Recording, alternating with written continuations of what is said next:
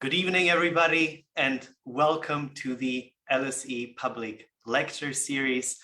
My name is Jan Zglinski, and I'm an assistant professor at LSE Law School, and I have the great pleasure of being your chair for this event. We are honored and delighted to have Professor Wojciech Sadurski with us tonight. Wojciech is Challis Chair in Jurisprudence at the University of Sydney and Professor at the University of Warsaw's Center for Europe. He was previously Professor and Head of the Department at the European University Institute in Florence. He's a distinguished scholar whose work has been enormously influential in a number of fields, but especially in constitutional law and legal theory. In May of 2019, Wojciech published a book called Poland's Constitutional Breakdown.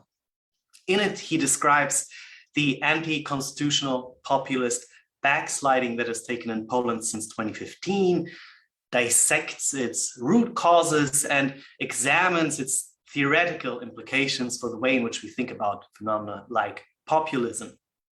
Kim Schettler wrote that the book is the kind of legal thriller you wish were fiction, and I couldn't agree more.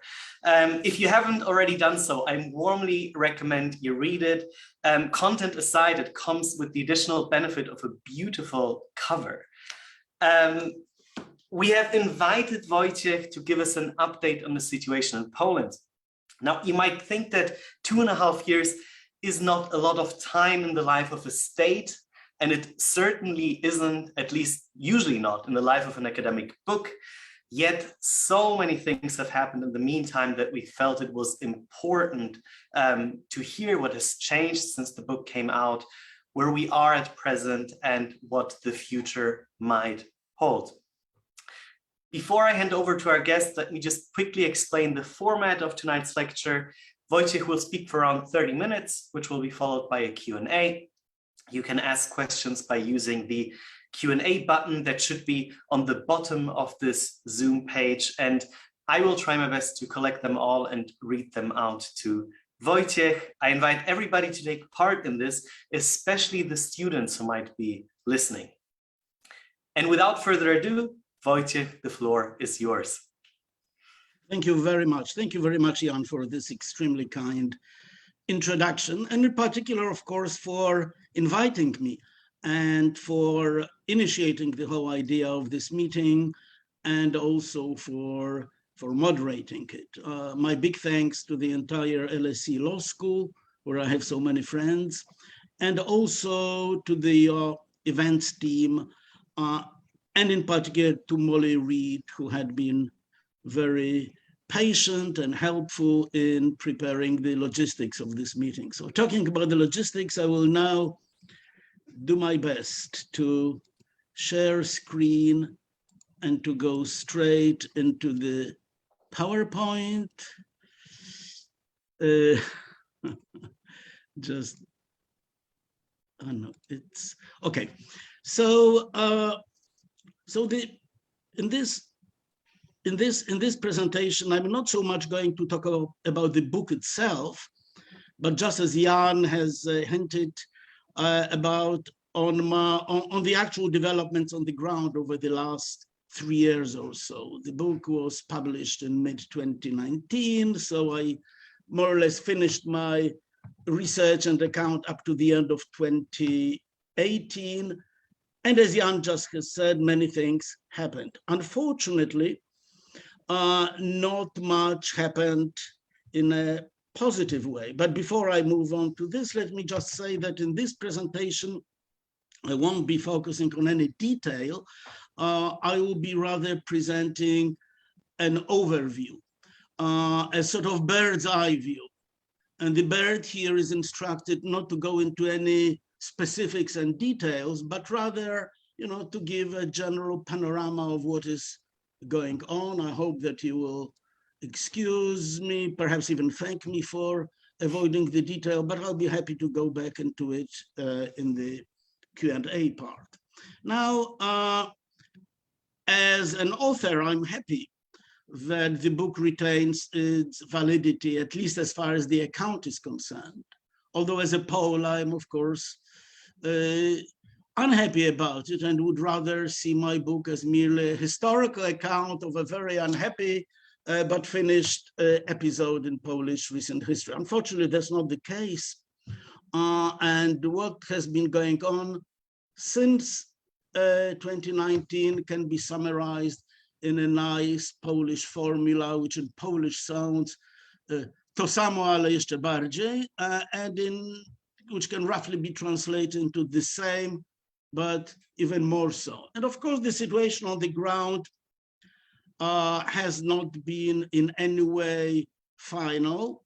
There is no closure. We do not know exactly what will happen, but no optimistic predictions are really warranted. It's almost like in this bad old joke, which Jan probably knows, about this ambulance in the middle of the night in Moscow, which is rushing through the streets of Moscow. And at a certain point, a patient in this ambulance who was in a coma wakes up and sees these strong, huge male nurses around him looking at him. So he's asking them, "Where are you taking me?"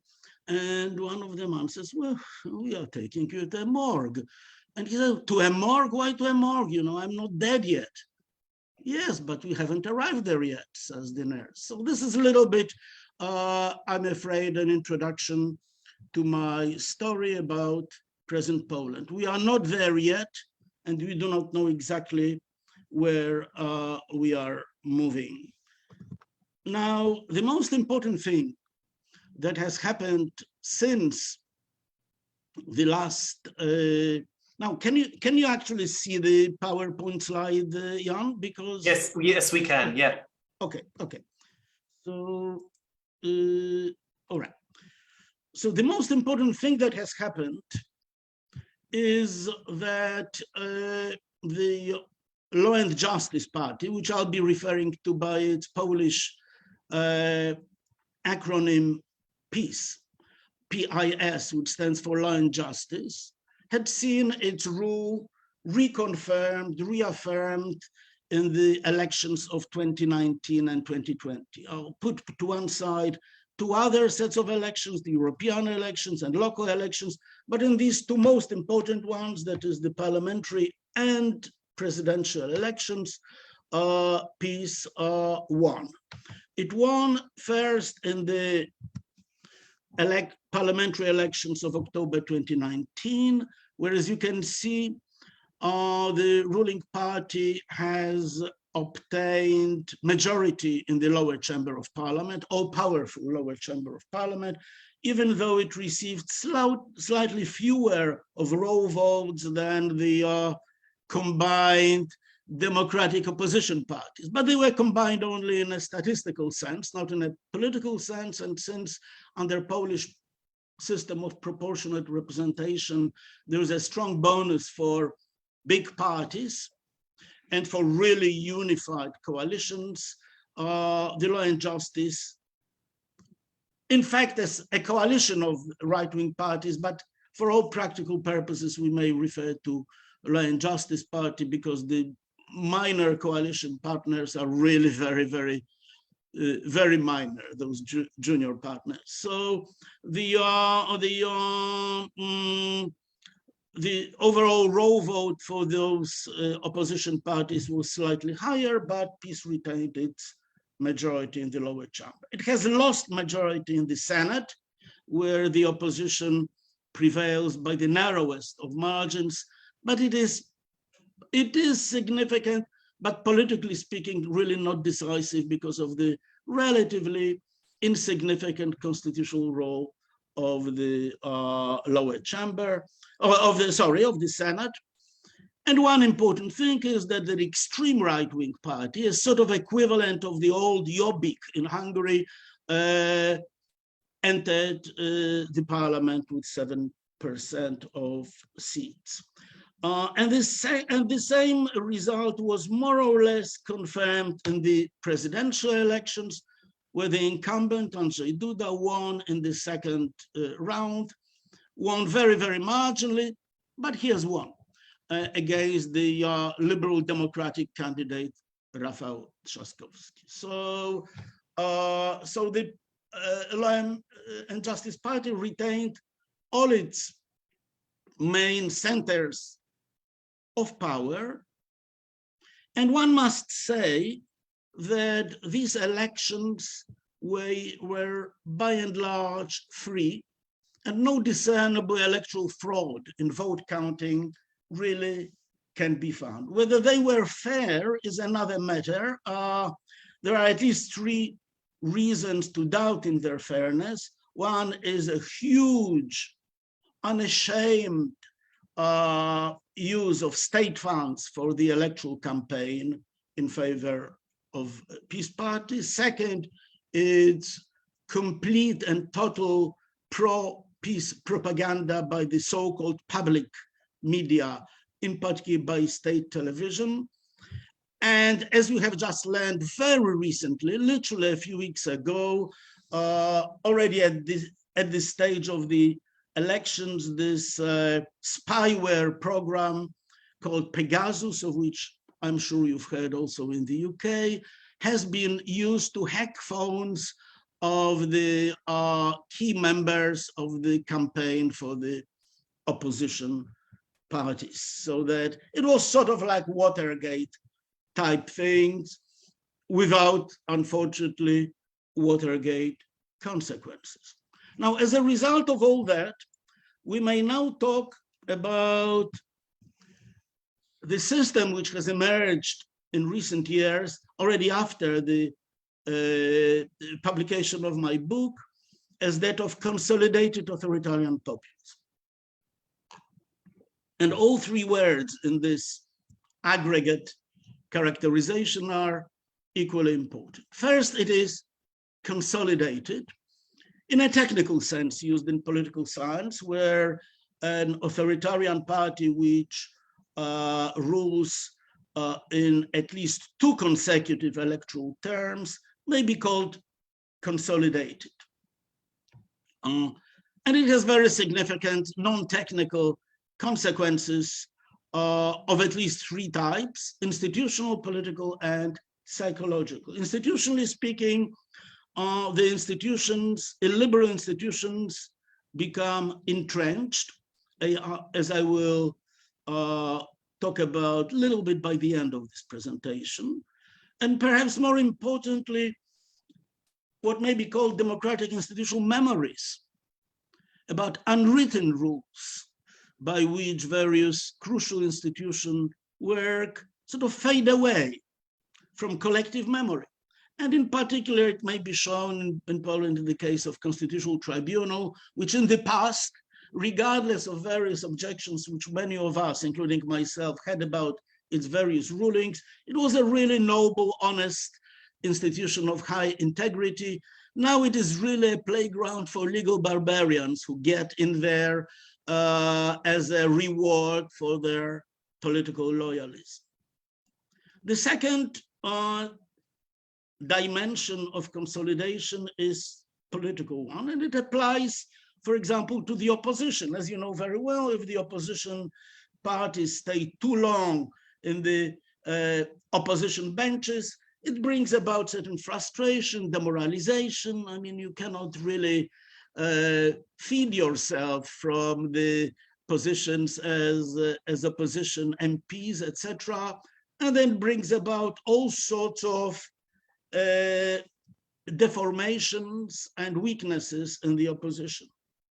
And there are some very important phenomena in the field of social psychology. People start learning to live with the authoritarianists, start to accommodate and adjust their lives to it.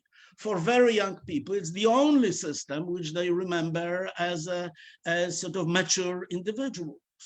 And there is this tendency, because we have a limited capacity for horrible news, there is this tendency of normalizing subsequent abuses, something that Daniel Moynihan described in mid-1960s as defining violence down, talking about violence in New York in particular, may be paraphrased as defining pathology, political pathology down. So that's about consolidation. it's an authoritarian populism. Of course, not every populism is authoritarian, just as not every authoritarianism is populist. So it is authoritarian populism in the sense that all power in Poland is now concentrated in the hands of one man, party leader Jarosław Kaczyński. And if there are some powers which he does not exercise, it's only because he has delegated them to others, and he may at any stage withdraw this delegation. So he's not constrained by any principle of separation of powers, of checks and balances, of interinstitutional accountability, and by any constraints, including legal constraints. So there is no rule of law which would make him constrain his actions because they are illegal. If that's the case, then either he breaches the law or he changes the law. And finally, it's consolidated authoritarian populism. And in my book, I had adopted a somewhat non-orthodox or non-conventional, non-dominant, I would say, definition of populism. I'm not really using populism, the word populism, in the same sense in which it was used by Jan Werner Müller, probably the most influential currently writer on populism, where he understands it in terms of certain dominant discourse of us versus of them, or discourse of us representing the entire undifferentiated society. Now, in contrast to Jan Werner, I'm much more interested in what populists do rather than what they say, and perhaps because I'm a lawyer rather than political philosopher, I'm much more interested in the actual socioeconomic but also institutional changes. And that is perhaps also because I'm mainly interested in populism in power, ruling populism rather than populism only struggling for power. So I can see how populists in reality practice what they preach. And so Polish authoritarianism is populist in the sense that it tries to be, attempts and does its best to be popular, to be liked, perhaps even loved, which can be seen, among other things, in its socioeconomic policy and in its flag policy called 500 plus. This 500 is Polish currency, Polish zloty, which has been enormously popular and probably which has been one of the main factors responsible for its victory, both in the first place and in the re-elections, which is basically a way of cash transfers, which is, I think, a typically populist policy rather than building public goods, good public education, good public hospitals, good public welfare, etc. The state simply gives away cash and asks people to seek those goods in the market. It is populist because it is easy, it's simple, people like it, and they get sort of instant satisfaction without getting the long-term sort of good social democratic type of effects. But also in my book, I suggested that there is a certain unfortunate bias in contemporary studies of populism. That is that too many scholars look at in explaining the causes for populism, for successes of populism, they look at the demand side rather than supply side of politics. And of course, demand is important, but I think that supply side has been underestimated, and in particular, that the demand side, the sort of demands that the society puts on the politicians, sort of has underdetermined successes of populism in countries such as Poland. So we need to be much more careful about the supply side, about the sort of programs that the populists supply to the society, often creating demand, or at least amplifying, sort of bolstering the expectations that are present but quite sometimes hidden in the society. So there are three main components of the supply side, which explain both the initial victories in 2015, but also the endurance of populism after the second round of election. First is a strong anti-elite program, which may sound, which is good enough for the first election, which may sound sort of ironic for the party which had been in power for previous years, now 6 years. But somehow this paradox escapes many people, and Kaczynski very successfully exploits his self-portrait as someone who is an outsider, who is anti-establishment, who is outside the mainstream, who is embattled, a little bit like Donald Trump, who managed to present himself as a non-member of the elite. And that has been a successful part of the narrative of the ruling party, especially since, as many sociologists show, the main support, not the only, but the main electoral support for peace comes from people who in many ways are underprivileged, economically, educationally, culturally, etc. The second aspect of this winning supply is very strong xenophobia, nationalism, nativism, anti-others, anti-internal others, say LGBT groups, ethnic minorities, even though they are very small, but say people of German pedigree in Silesia, but especially anti-external others, especially anti-immigrants, which was a huge winning card in 2015, and which we are observing right now at the eastern border of Poland with the intended influx or feared influx of refugees from the Middle East.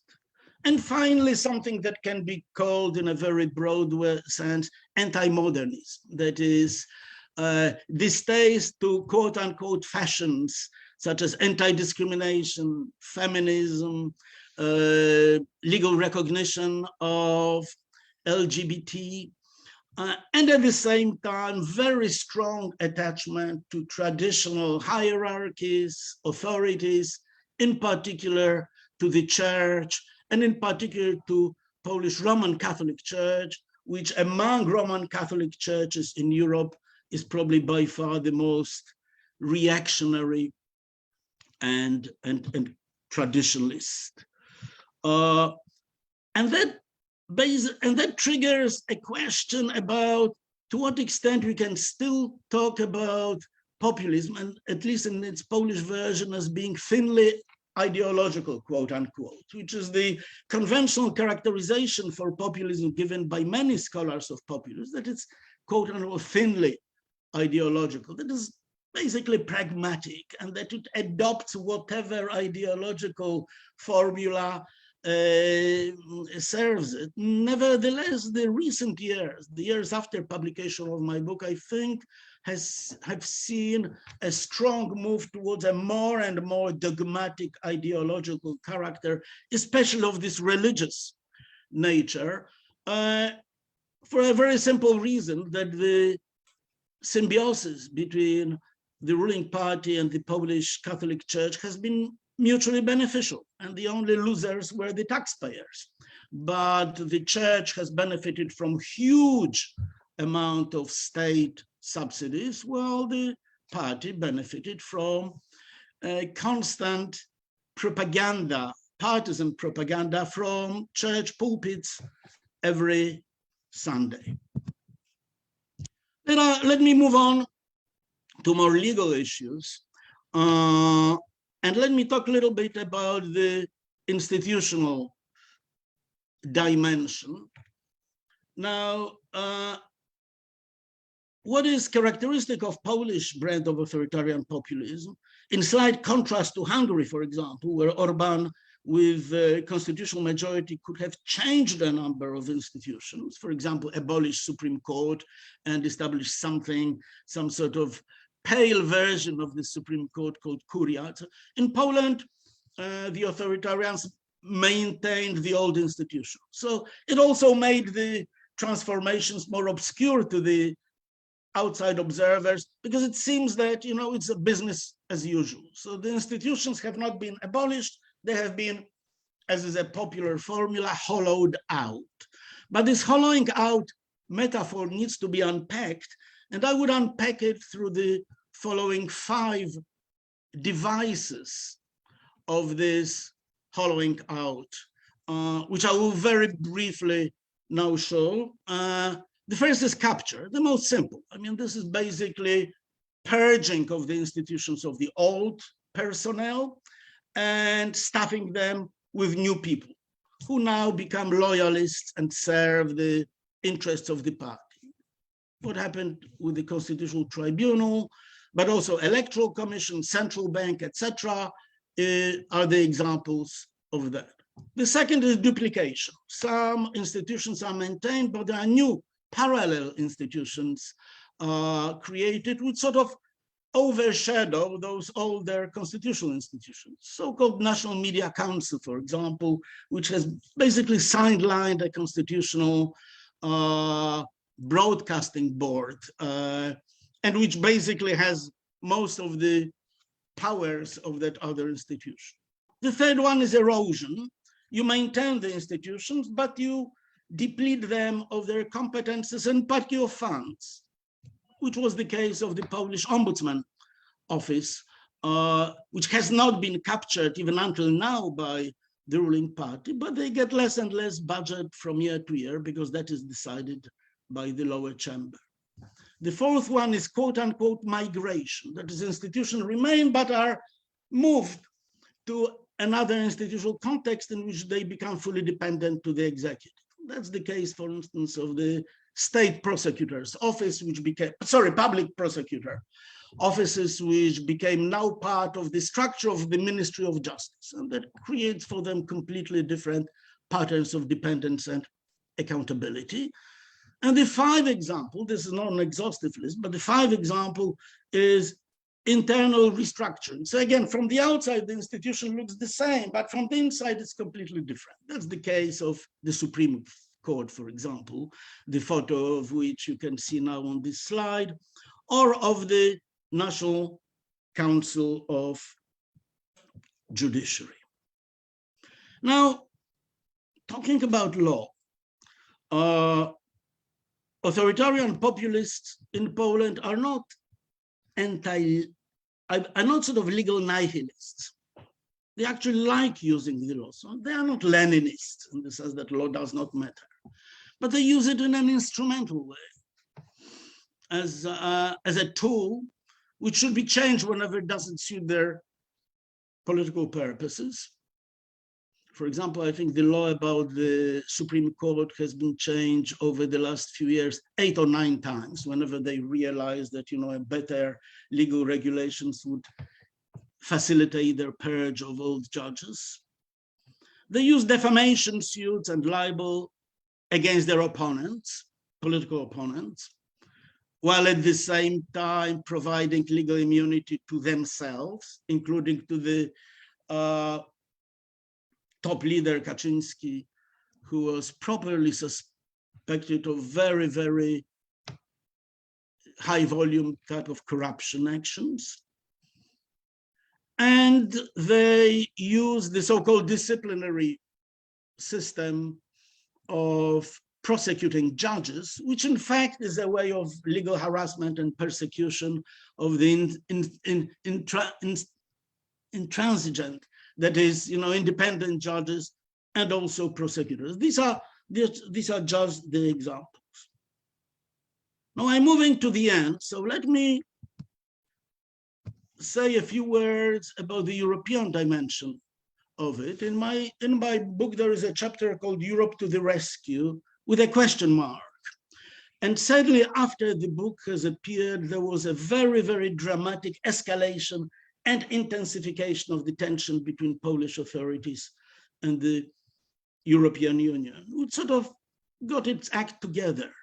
Many of my friends and colleagues in this industry of EU law complain about utter inefficiency of the EU, saying that it is acting according to the pattern of too little and too late. And to some extent they are right, but I'm much more sanguine in my opinion about it, as long as we have a relatively low, that is realistic expectations about what the supranational structures such as the EU can do about democratic backsliding in one of its member states. Remember that even some federal states have problems in such an oversight in their own states. Look at the United States and voting rights.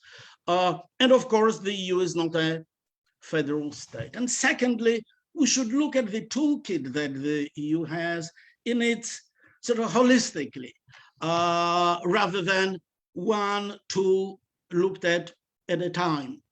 So if we put together those various instruments, including the purely political instruments, such as Article 7 procedure, which is pending, but which does radiate upon other actions, for example, opinions of the Advocate General in Court of Justice.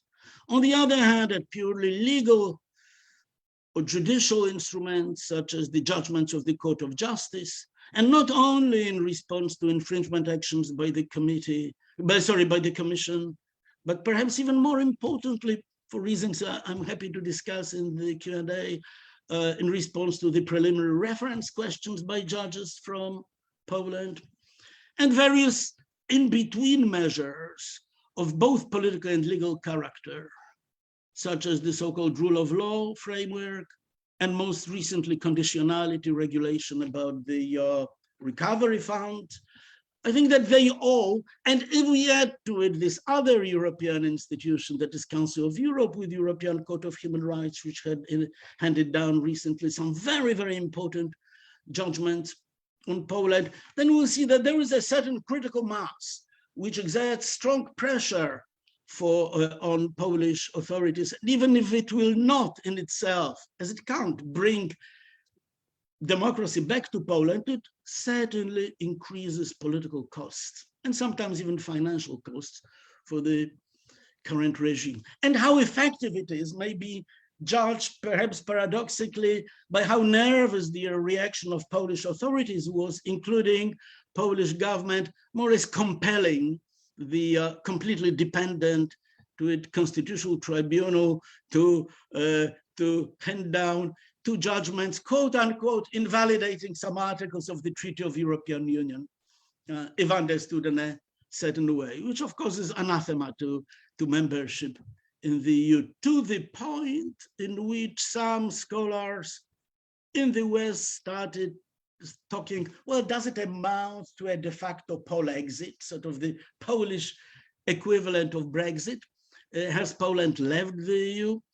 And of course, the answer from purely legal point of view is no, there is no such thing as a tacit use of Article 50. So my formula, when thinking about what are real plans of Kaczynski and the ruling elite in Poland about membership in the EU, I think that they do not want to withdraw Poland from the EU. There are Polish societies too Euro-friendly for it. They rather want to withdraw EU from Poland. That is to reduce it to some sort of bankomat or ATM, but without the oversight over behavior under Article 2 values, and in particular, those of the rule of law. Coming to the very end of my presentation, suppose there are some people in the audience who are not particularly interested in Poland as such. Hurtful though it may sound to Jan and to me, but there may be such people, but they want to use it as a case study for something broader, for what general lessons we can draw from these sorry developments, I suggest there are at least three, which I'll only mention without developing. The third one is that Poland is an exemplification, almost paradigmatic exemplification of the most important version of contemporary decline of democracy or democratic backsliding. That is the one which is executed by elected authoritarians. That is, authoritarians which have electoral mandate, but which during their first term, and especially second term, sort of destroy democracy from the inside by enlarging the powers of the executive beyond those tolerable in constitutional democracy, and secondly, by changing the electoral rules of the game so that the playing field is tilted to their favor. That leads to the second point, and that is that the idea made popular by Fareed Zakaria, and then which made fantastic career, that of illiberal democracy, is in the end, it's meaningless. It's sort of really internal contradiction, not as a conceptual matter. Conceptually, we may imagine a democratic but rights violating regimes. But it doesn't work like that in reality, because these illiberal democracies will have all the incentives, as identified in the first point, of destroying and eroding democracy from the inside. And that leads me to the third point, and that is that the sort of optimistic idea encapsulated in the words of transition, transitional constitution, transitional democracy, broadly transitional paradigm, which many of us, and I'm using the first person plural advisedly, say around 1990s, with all the countries around the world emerging from communism, from military regimes, from apartheid, etc., that there is a relatively simple trajectory towards democratic or liberal democracy that we really have to, unfortunately, consider now as wishful thinking, as a very naive optimism which has not been vindicated, and that many of the ex-totalitarian, authoritarian, etc. states may be stuck at a certain hybrid plateau, which is neither democratic nor fully non-democratic. So that's, I promised I would speak for the 35 minutes, and my timer tells me I'm there. So let me just use a commercial break between now and the discussion. And as a personal privilege, let me do a moment of self-promotion. And I would like to say that much of what I've been talking about here, but in a broader and more comparative way, will appear in a book which I have written for Cambridge University Press, which should be out in a few months, which is called A Pandemic of Populists. So there will be also a lot about COVID, of course. And I hope that this beautiful artwork by Giorgio De Chirico will feature on its cover. So recommend it. Thank you very much. And now it's on to you, Jan. Thank you very, very much for this lecture, which was in equal measure thought-provoking and I'm sure upsetting for many viewers. It's great to see that you're sticking to the beautiful covers for all of your publications in this area. Now, we have some time for questions. So please type any question you might have into the chat. I can see some people have started doing that already, which is fantastic. And while our listeners are doing that, let me maybe start with what I guess is a personal question. In the foreword to the book, you write that for you, Poland is not just a case study. Poland is your country, which you love. Now, you've had very different roles in this crisis, as a citizen who observed it, as a scholar who's commented on it, and as you've showed to us, also as a defendant in government-led trials against you. Now, I was wondering, has it been difficult to navigate these different roles? How have they affected writing a book like this? Well, no, these roles haven't affected my writing at all, I think. Even if I were spared my legal adventures with Polish state TV and with peace, I think I would have written exactly the same that I've written. In fact, I had written my book before these things happened, although I tried to be in some way present in Polish public life, mainly in media, including social media. So, you know, I don't want to go personal on these particular legal issues, which I'm happy to report are developing in a very good direction. But I basically, as I was writing this book, even if I wanted, I wouldn't know what it means to write a neutral book. I wanted to write an accurate book, a book which is correct in every statement and which does not, say, overlook issues which may not support my general propositions. But I knew very well where I stand on these issues, and I didn't even intend to be neutral between authoritarians and democrats. I don't think it's possible, and if it were possible, I don't think it is wise, at least not for everyone. But I hope that the book is, at least I tried, matches the requirements of correctness and objectivity. There's another passage where you warn that no institutional design is immune to attack when there are not enough people sufficiently committed to defending and respecting institutions. And I think many people would agree with that. But do you think in hindsight that a different institutional, constitutional design could have made things a little harder for the current government? Oh yes, a little harder, sure.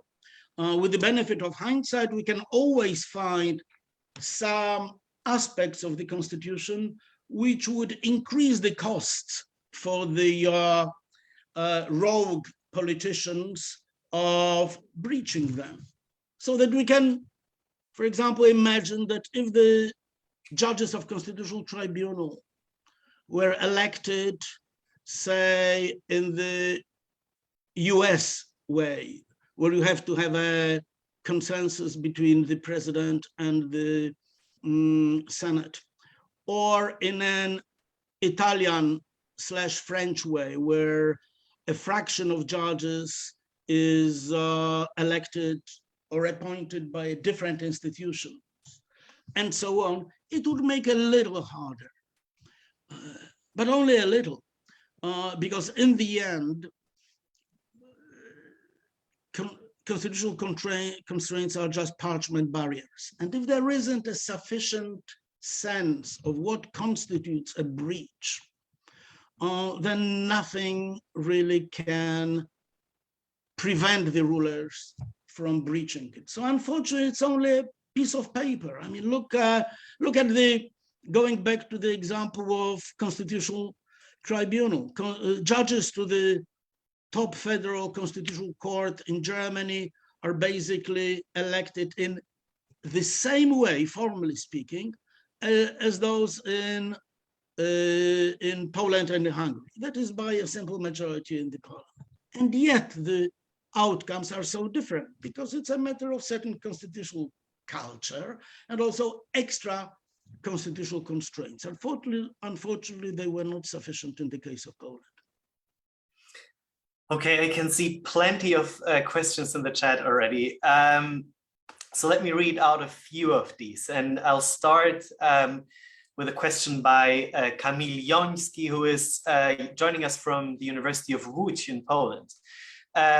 He asks, is it likely that the developments in Poland will provide a boost to the process of constitutionalization in the EU?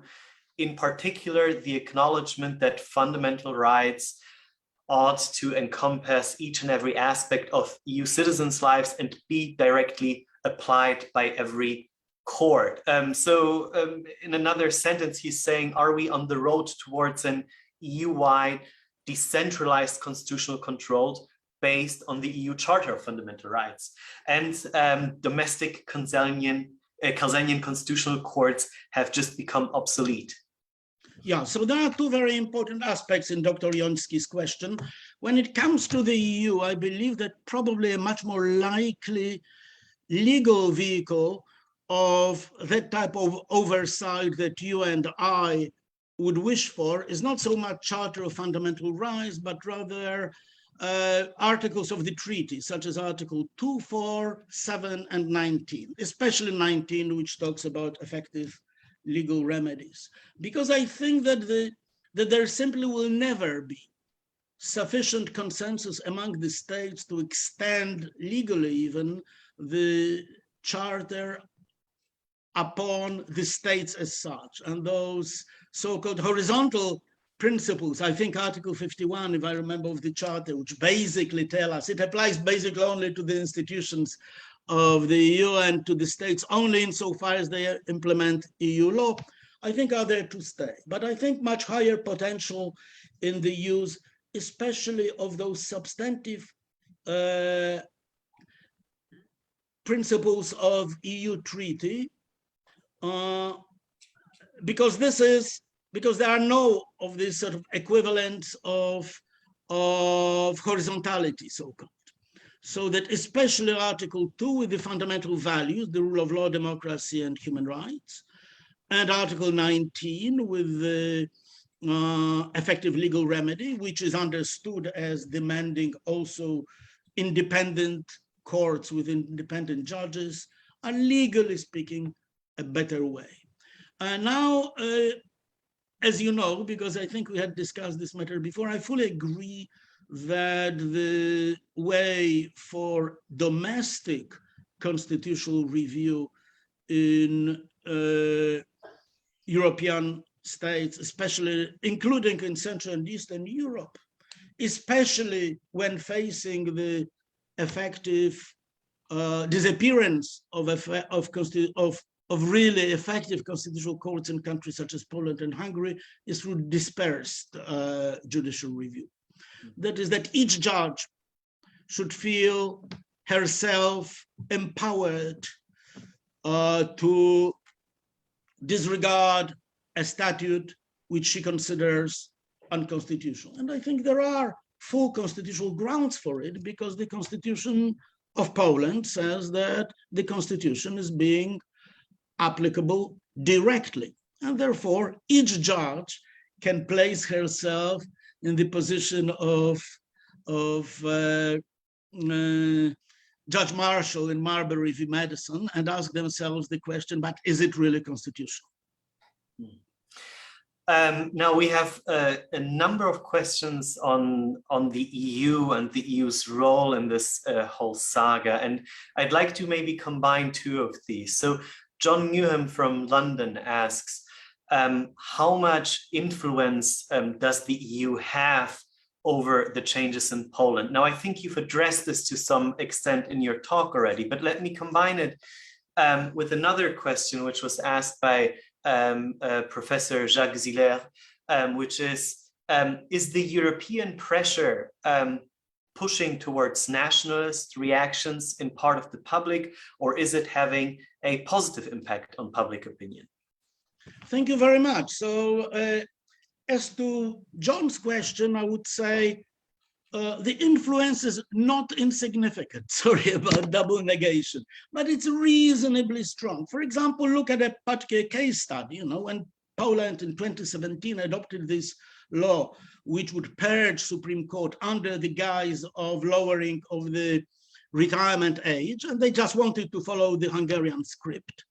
The Court of Justice say, no, you can do it, at the bequest of the infringement action by the Commission. And as by December of that year, the judgment on merits of the Court of Justice was about to be handed down, the government quickly withdrew. It wanted to save face and to be showed we are not doing it under the pressure from the Court of Justice. We just rethought the matter. But the Court of Justice, in any event, decided wisely, I think, to pronounce itself on this. So when you look at the recent judgments of the Court of Justice, I mean, no doubt the judgment of 15th July last year on the so-called disciplinary chamber, which is a real star chamber to harass judges, had enormous effect upon Polish politics, even though the chamber has not been formally speaking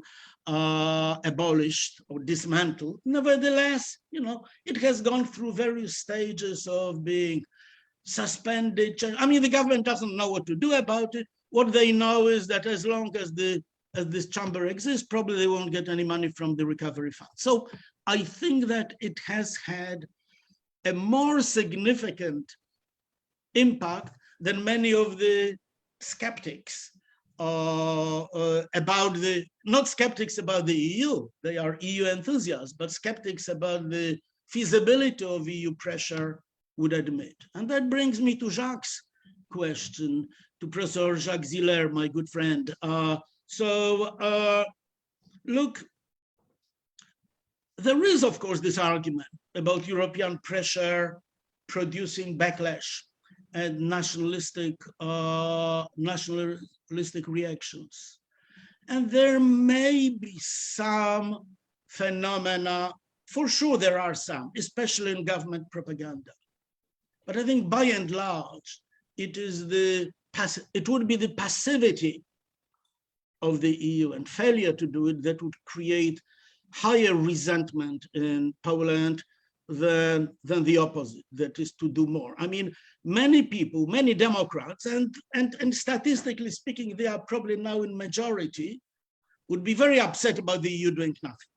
So the backlash argument, it is of course an argument which is very happily used by the apologists for the regime. They say, well, the EU cannot really intervene because it will create resentment and reaction. Frankly, Jacques, I don't buy it, and I don't think it is confirmed in the case of Poland. Now, following up from this, we have a few questions on the recent jurisprudence of the Polish Constitutional Tribunal. And one comes from Marta Stępniewska, who is from LSE and the University of Warsaw. And she is asking, what are your projections for the government's path after the Constitutional Tribunal's decision of October 7th, given that Prime Minister Morawiecki has made it plain that PiS is not contemplating a polexit. And Marta says that meanwhile, we have the problem of day-to-day work of the courts. What about the principle of supremacy? What about its future use by Polish courts and the way in which they can act as European courts? And a shorter but very interesting questions, which we've been discussing a lot here at LSE, posed by one of our students, Luke Costello. Luke is asking, does the recent judgment or do the recent actions of the Polish Constitutional Tribunal concerning the primacy of EU law cast a dark light on constitutional pluralism and its place within the EU? Yeah. maybe let me start with the second question, because I myself, I'm not a great fan of constitutional pluralism.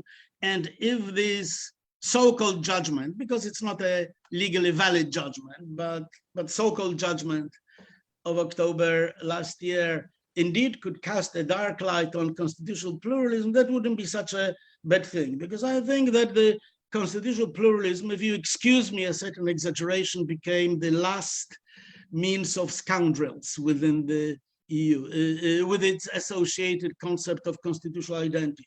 Both these concepts have very noble background and pedigree. They are just saying, well, we in Europe, we have many legitimate ways of attaining rule of law and democracy, and this is our wealth and asset rather than aberration. But it has been used mostly in recent years by courts in countries such as Romania, Hungary, and in particular in Poland to resist any oversight by the EU institutions, especially under Article 2, that is fundamental values. So yes, it contributes, this so-called judgment contributes, I think, to discrediting an idea of constitutional pluralism, at least in the version in which it can serve as a propaganda tool for authoritarians within the EU. And to Marta Stępniewska's point about what will happen after the judgment of October, which I'll explain to those who may not know the details, has basically explicitly said that Articles 1 about the ever stronger union, Article 2 with its rule of law, Article 19 with its effective legal protection, etc., insofar as they can serve, I'm paraphrasing, the concept of supremacy of EU law over Polish constitutional law, are unconstitutional in Poland, which is just incredible. They didn't say that under some interpretations. They just said insofar as they do it, and they do it. So, you know, they are unconstitutional within certain range. And no member state can ever say that. And now you are asking, what is government going to do about it? Indeed, the government has a very big problem.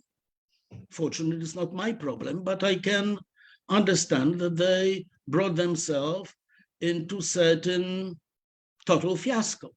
And Orban, who is so much smarter than Polish rulers, would have never done it. And of course, it's not a tribunal's judgment. It's a decision, political decision by Polish government. And it sort of almost word by word repeats the formal challenge which was lodged by the prime minister. So what can they do? Well, they can do what they do best, that is, they can lie. And they already started lying. So Prime Minister Morawiecki at one of the press conferences, and also in his speech in Strasbourg, I think it was, or in Brussels, after the judgment, said, look, it's a purely interpretive judgment. You know, it says that, no, these articles still are valid, but they cannot be understood in a way which undermines supremacy of Polish law. But that's not what the tribunal says. You know, if you read carefully the judgment, then you'll see, and by the way, we still don't have reasons for the judgment, but we have a judgment, the operative part. You see it's not an interpretive judgment. It just says that some articles of the Treaty of European Union are not binding, are not valid in Poland within certain scope because they breach the principle of primacy of Polish constitution over any other law. So, you know, legally speaking, they have no good face-saving solution. Politically, of course, much will depend on what will be the judgment in mid-February of the Court of Justice about the challenge to the regulation, to the conditionality regulation recovery funds. These things are mutually connected because the judgment, the so-called judgment in Poland, was taken in view of the fact that the recovery fund may be denied to Poland and to Hungary for reasons of the conduct of these states under the rule of law. And the Polish Constitutional Tribunal tried very meekly to say, well, you can do it because our law prevails. But this whole idea of the primacy of the Polish constitutional law over such values as the rule of law is just nonsensical. So, you know, all I can say, I'm so happy it is not my problem, although it is my problem as a Polish citizen, as a Pole. Now we have two final questions on the role of the EU, but we're moving into slightly more political territory.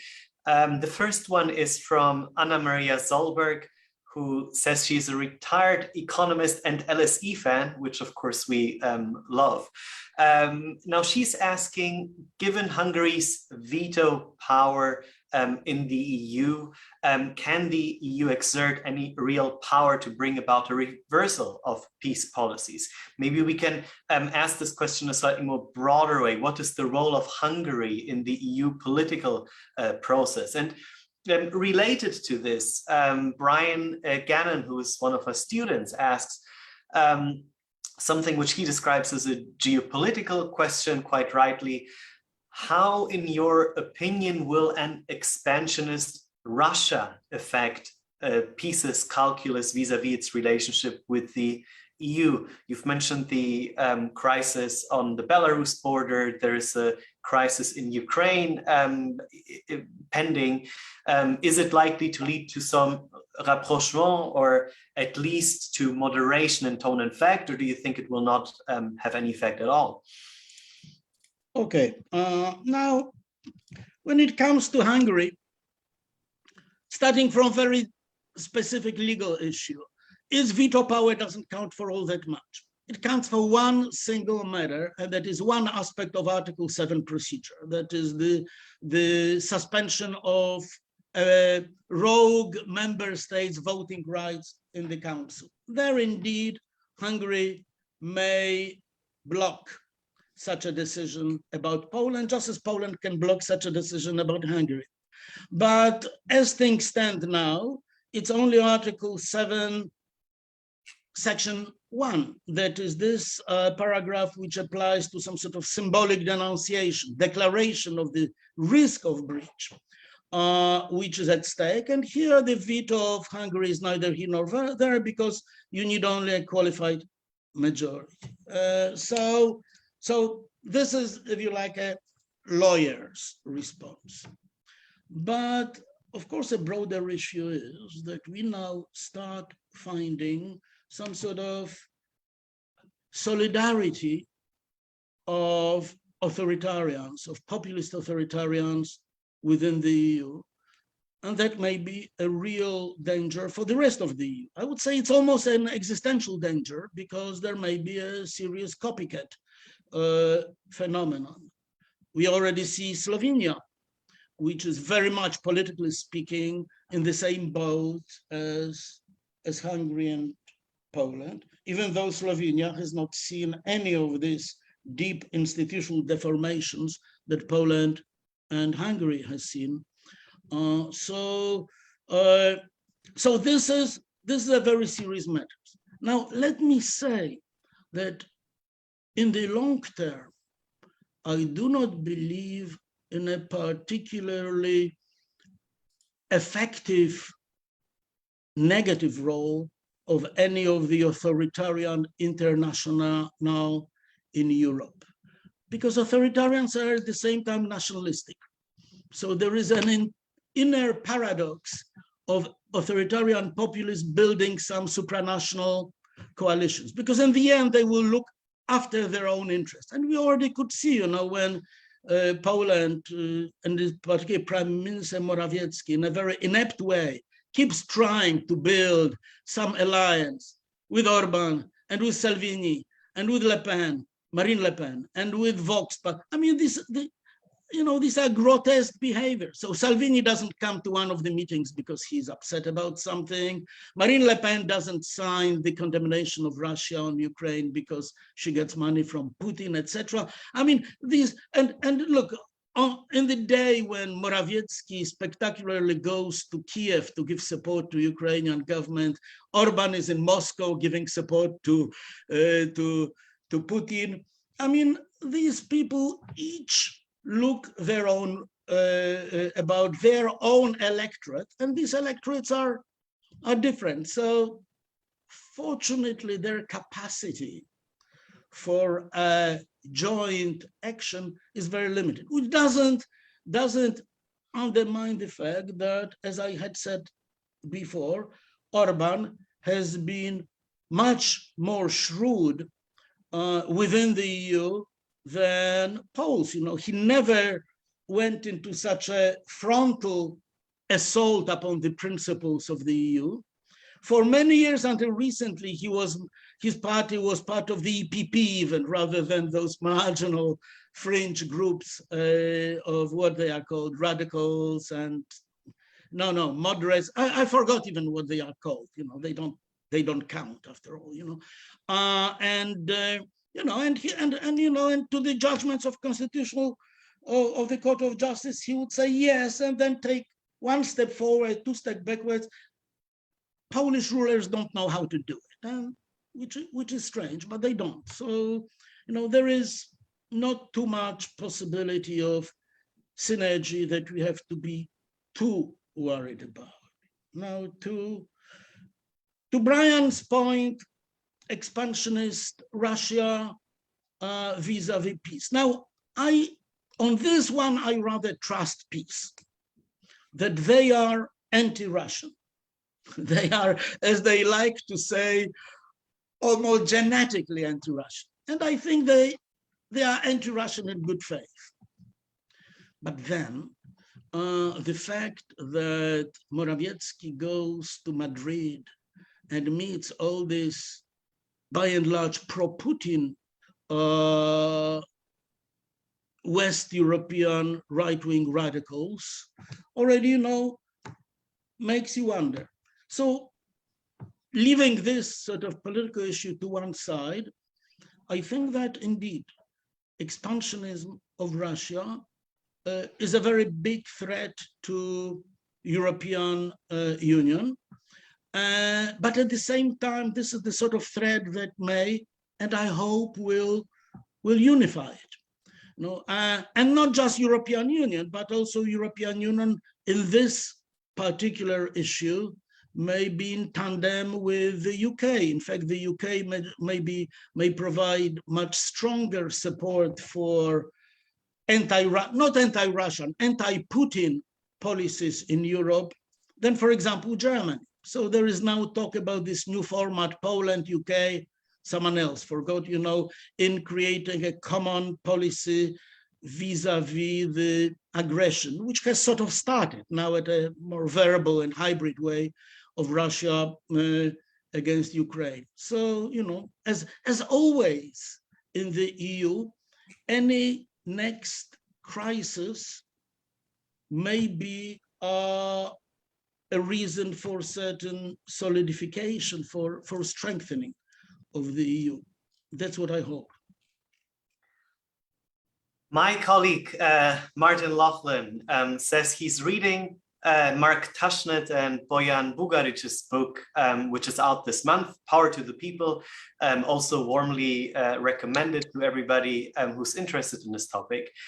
And the two of them argue that Poland is not yet Hungary, that the Polish government has not yet dismantled all the bulwarks of the rule of law, and that Poland is an unfinished version of authoritarian populism. Now, Martin asks, your presentation would seem to reject that analysis. Is that correct? Well, in many ways, Martin, Hungary is indeed much deeper authoritarian than Poland. For instance, when it comes to the control and suppression of independent private media. That's the first aspect.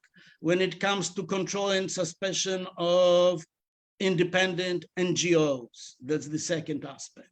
When it comes to basically non-existence of any vocal independent judges, that's the third aspect.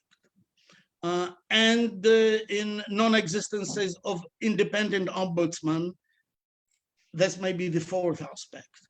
And in the much higher symbiosis between political power and financial oligarchs, which really make it a post-communist mafia state, as Balint Magyar in his famous book shows. So in many ways, yes, Hungary is much closer to this, if you like, complete authoritarian model. And most importantly, something that I should not forget, in complete deformation of the electoral system, which makes the victory of the anti-Orban coalition much less likely than it would have been the case in Poland. So that, as Kim Lane-Schepele once wrote, in Hungary now, under the new electoral system, even if the opposition wins, it loses because of the combined things about gerrymandering, about the change of the composition of the parliament, about change of the electoral process, just one round, and most importantly, so-called replacement of the electorate, where suddenly you've got lots of pro-Fidesz voting Hungarian living in Romania, and anti-Orban Hungarian voters say in your UK can only go to London and Glasgow, only had 2 places to go to vote, and they can't vote by correspondence. So, so this is a very, very comprehensive package, which basically completely upsets the level playing field. And that's no wonder that in Freedom House ranking, when it comes to the de facto opportunities of the opposition to win, Hungary has 2 out of 4 score, while Poland has 4 out of 4 score.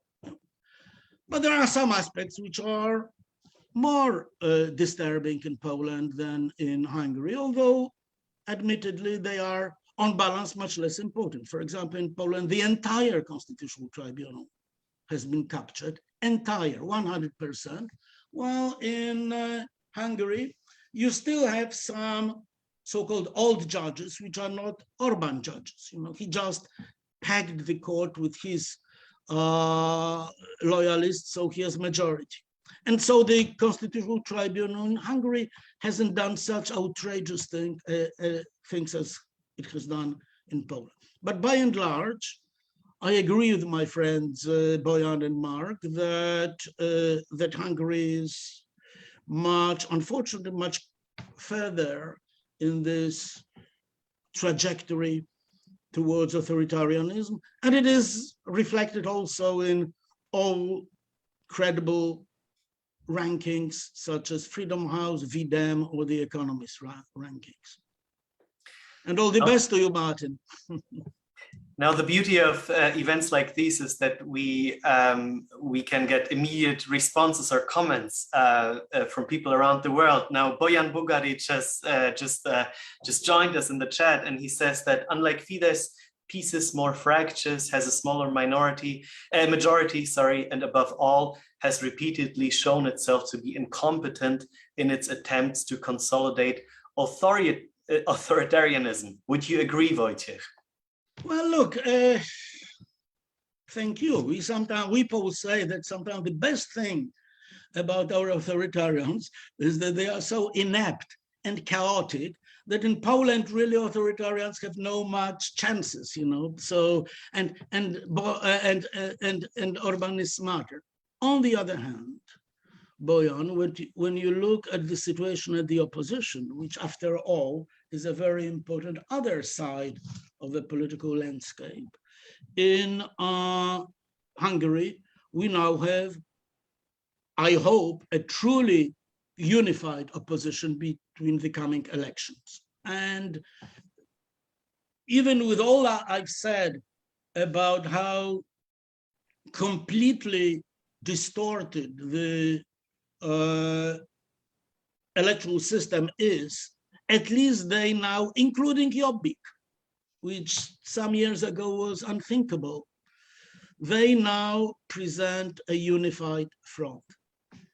In Poland, if there was a truly unified front in the elections of 2019 and also presidential election in 2020, we would have PiS in the minority, and we would have Duda lose the election. So much of the problems about Poland is about the incapacity of the opposition to realize sort of first things first, the program dissensus or disagreements are secondary towards the fundamental purpose of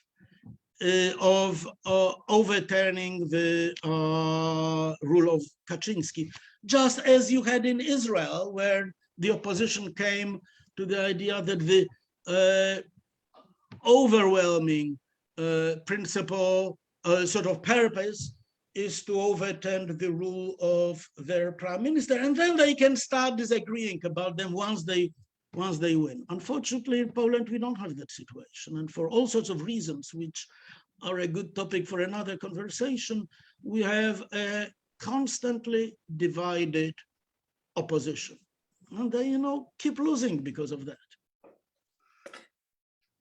We have a fascinating question on historical context posed by Robert Bidleux, who's a reader at Swansea. He's saying the illiberal programs of PiS and Fidesz have mostly been presented as reactions against the alleged incompleteness of the revolutions of 1989. To what extent do you think that they are deeper throwbacks to the Piłsudski and Horthy regimes of the interwar years, or the incompleteness of the revolutions of 1918 and 1919?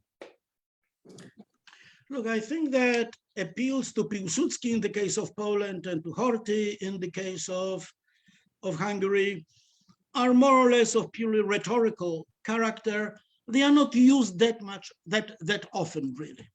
I would say that in Poland, when people appeal to those classical figures of the interwar period, whether to Piłsudski or to Dmowski, it is basically to mark some sort of symbolic attachments, but they don't have much actually effect.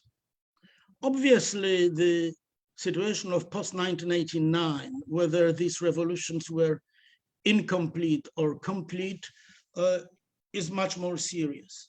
But we have to think about in what ways those revolutions were indeed incomplete. In one way, obviously, they were, because they both originated from roundtable compromise, and any compromise by definition must be incomplete, because if it were complete, it wouldn't be a compromise. The other party would have to fully surrender. So in this purely political sense, it may be said it was incomplete. Some people were frustrated, some people were upset, some people didn't get all they wanted, and they keep this grudge until now, which is, of course, ridiculous, but they do, because this is human psychology.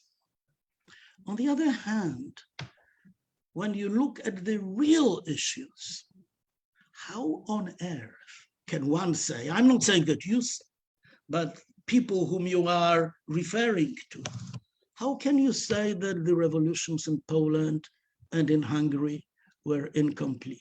Now, take Poland, but on these issues, it is exactly the same as in Hungary pre-2010, that is before the return of Orban to power. We have had a complete political democracy with a strong constitution, with plurality of parties, with alternation in the rule, with one exception of the civic platform. When it ruled two consecutive stages, it made at least the minimalist, if you like, principles of political democracy of Adam Przeworski. That democracy is a state when parties lose elections, and parties kept losing elections in Poland, and you had freedom of speech, and you have relatively impartial public media, etc., and all basic civil and political rights. So politically speaking, the revolution was complete. Economically speaking, it is now a market economy.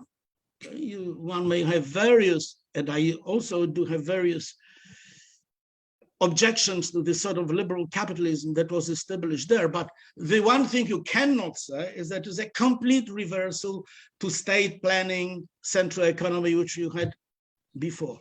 And there was a complete reversal of the traditional alliances. Poland is no longer part of the Soviet Union or Russian Empire or Russian sphere of influence. It is a member of NATO and the EU, and so is Hungary. Now, what is missing there? What would render these revolutions even more complete? What do you have? To put ex-communists in jail? Well, you can it.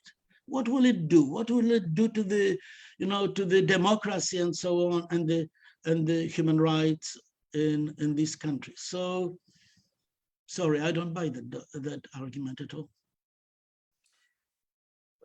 We're coming to the final part of the lecture, so I want us to reflect a little bit on the future, on the things that might be awaiting us. And we have two interesting questions here. One from Filip Dankiewicz, who's at UCL, who's asking, do you think the current government is likely to either amend the law to be able to manipulate or influence the next general election results, or act unlawfully during the next general elections in Poland?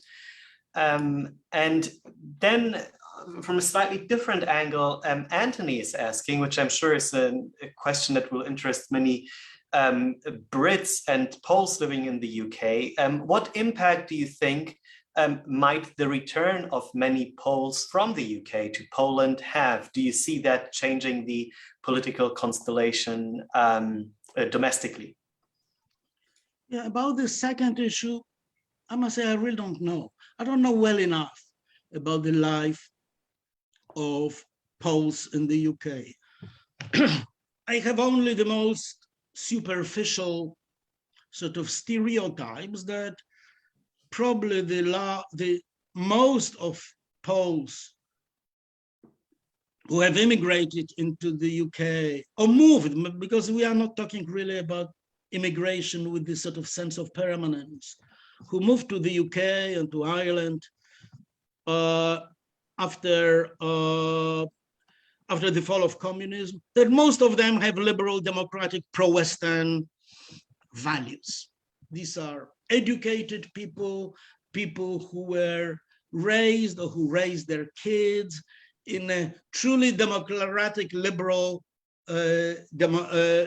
constitutional system, because it has a strong constitution, even if not unwritten. And they must have socialized and absorbed those values. So of course, if there is a sufficient number of people who move back to Poland, they will bring those values with them. But this is a stereotype I have no statistical evidence for it. I can just say I hope that it will happen. When it comes to Philip's question about Polish government trying to amend, change, and manipulate the elections, let me start by saying that I have zero trust in them. Zero trust. They can do and will do anything to win, because too much is at stake for them. Not just their wealth, not just their power, but for many of them, their immunity from criminal prosecution. So they all will do anything. And unfortunately, they already have legal instruments for controlling electoral process because of two combined things. First, the electoral commissions have been completely restructured under the new electoral law, and they are not now chaired by judges in districts.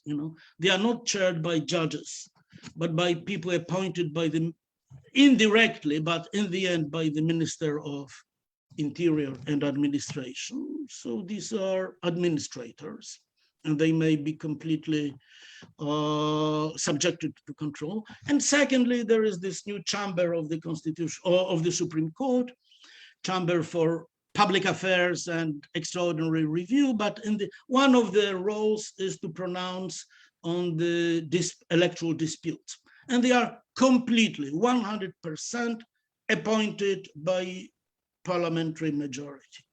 So they are completely subordinated to the party. So the instruments are there, but of course there are counter instruments, and that is public scrutiny, social control, mainly by Polish NGOs, civil society, and opposition parties, but also by external observers from the EU, from OECD, from Council of Europe, etc.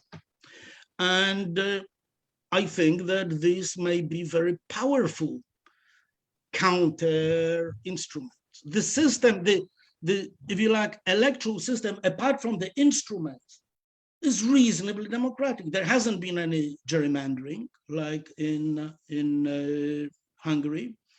And the distortion of result, which gives premium to the strongest parties, is something that is, part of the PR system in many Western democracies. So, if you like, the mechanism of converting the raw vote into seats in the lower chamber in the Senate is okay. It is only possibilities of abusing the control over who counts votes. And as we know,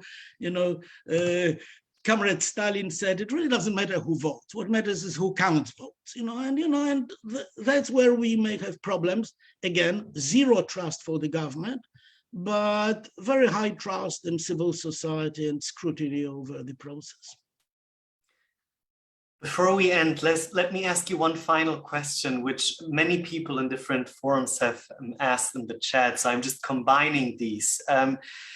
Are you hopeful that things will turn around for the better in the short or medium term? And if so, how do you think will change come about? From the inside, from the outside? Is it going to be an economic recession that will make the current government lose an election, or the resurgence of a popular movement, or the intervention of the EU? Anything or all of these?